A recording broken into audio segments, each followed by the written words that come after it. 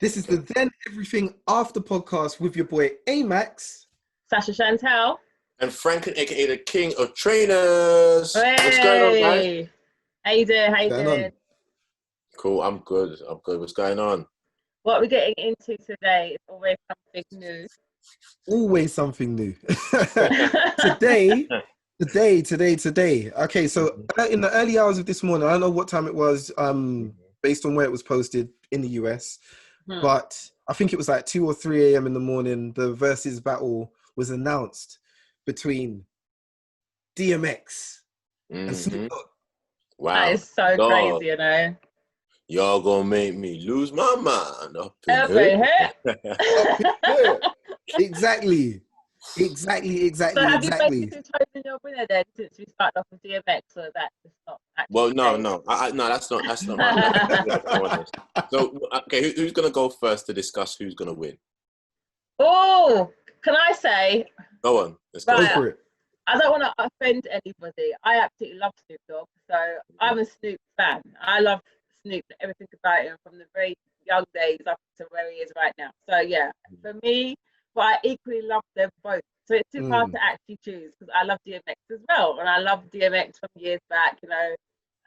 So I don't know who I think is gonna win this. Like, if I predict it's gonna be DMX though, but that's just me. That's what I think. Okay. But yeah. Okay. But I wouldn't mind either way. Let's put it out there. Okay. Fabs?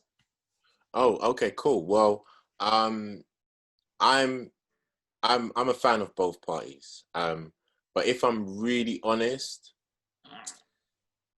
I don't think DMX was the right opponent for Snoop Dogg. You're right. Yeah, right. you know, when they were discussing the opponents, Busta Rhymes, I thought Busta Rhymes was going to be because they came out of the same year, 91. You get what I mean? Even though DMX was apparently rapping back then, he was actually rapping in the early 90s. Then he went to prison or something like that. He didn't really get his kickstart until like 97, 98. Do you get what I mean? So you've got 6 years in between when Snoop came out on Dr. Dre's stuff to the point when he released his first album, Doggy Style, in 93 or 94. You know, so you've got that gap. In terms of bangers, I think DMX has got enough bangers, but Snoop has got those deep classics, where he, you know, with so much drama in the LBC, I'm trying to heartbeat. He's got this. You get somehow, some way, keep coming up with funky ass rounds like every single day. It's a new now, King of Trainers. So we've got a freestyle thing going now, yeah. Woo! One piece out, yeah. I'm gonna clip that piece out. That's No, I used to like Gin and Juice was my jam. Yeah. Gin and Juice is a I will take it back. I think Snoop's gonna win, but I agree with that. You can't take it back. That's the wrong pairing. It's the wrong pairing. It is the wrong pairing. That is the But is that how they're choosing people, based on when they came out? Is that No. They're choosing people based on who it accepts. But I personally thought it was going to be Busta Rhymes and Snoop. That would have been a more like, ooh. That would have been, for me, that would have been a, ooh. You know, even though I think Snoop, I still think Snoop's got, you know, more tracks, but Busta's got hits. Well, that's true. Busta's got hit. Yeah, that is true. You know, he's got some hits that you'll be like, ooh, Busta was on there. And remember, with Verzuz, it's features as well, innit? So it's tough one, bro. Can I just say, I wish they would do Verzuz stuff when it was like ability that was quite similar. Like, I'd like to have Busta Rhymes and Twista, because both of them, their speed was so fast. But Twister's got tunes. Twister's got tunes, but he hasn't got the catalog. He hasn't got the catalog. Hasn't got the catalog. They're so fast. Yeah. One thing I would say, like, I'm gonna chime in. I think.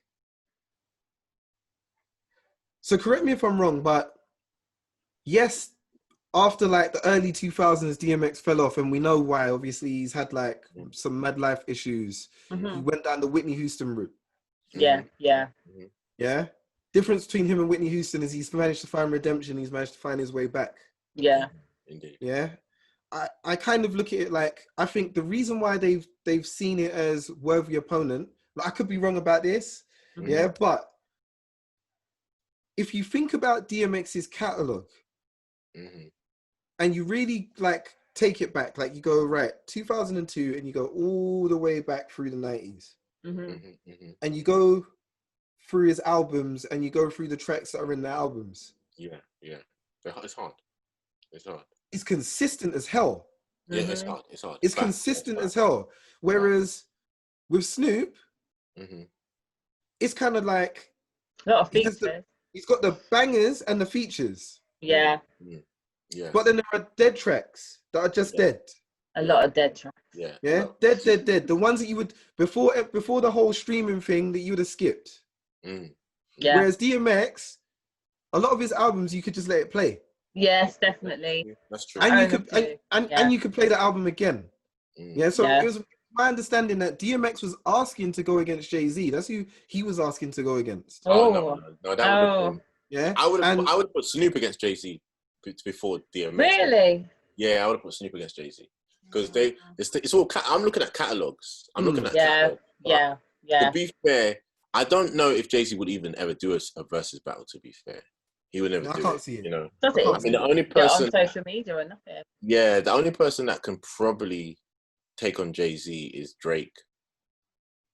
You know, because Drake, if you look at the most number ones in history, Drake is he's got the most Billboard charting songs in history. He's overtaken the Beatles, and Jay-Z's in that top 10 of charting songs.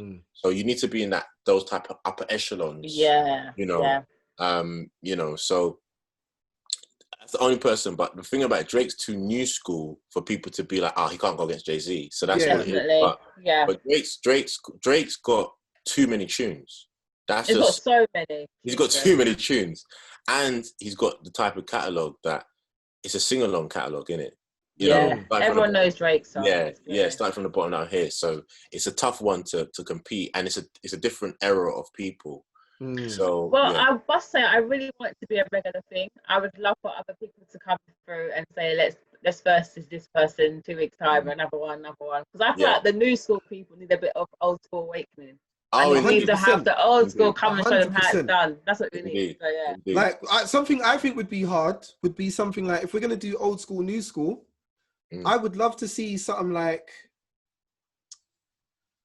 I'd love to see something like I don't know, like Remy Ma. Yeah, and then of this generation, Young M.A. Yeah, that would. Yeah. I mean, I would agree with that, but Young M.A. has not got a catalog. And that's what Versus is, right? Versus is catalog versus catalog. 20 tracks. So then basically the only real people who are going to be able to do that on an equal basis are producers.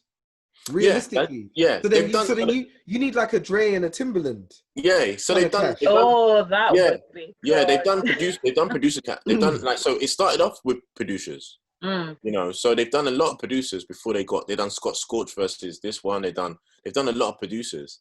The one they really want to do is Dr. Dre versus Puff Daddy.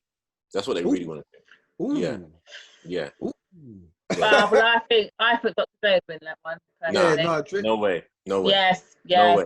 Because no, wait, Sash.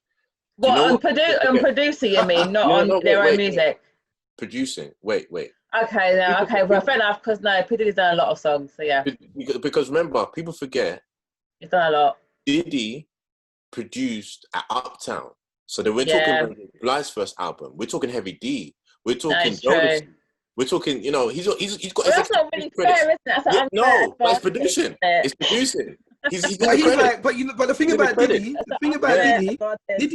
Diddy, in terms of people's mind, is a dark horse in that situation. Yeah. In fact, that's a Trojan horse because it's like that would be like putting Pharrell versus.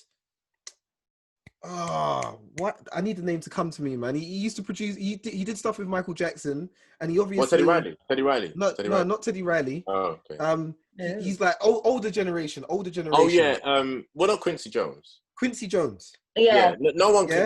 That would be like. Yeah, but that's what I'm saying. It would be like putting NERD Two Pharrell different. or Teddy Riley even versus Quincy Jones. It ain't gonna work. Yeah, it can't. No, there's certain people that you just can't. Oh, sorry.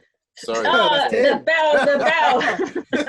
I lost it. I actually like the bell. It's like, the bell has come. Yeah.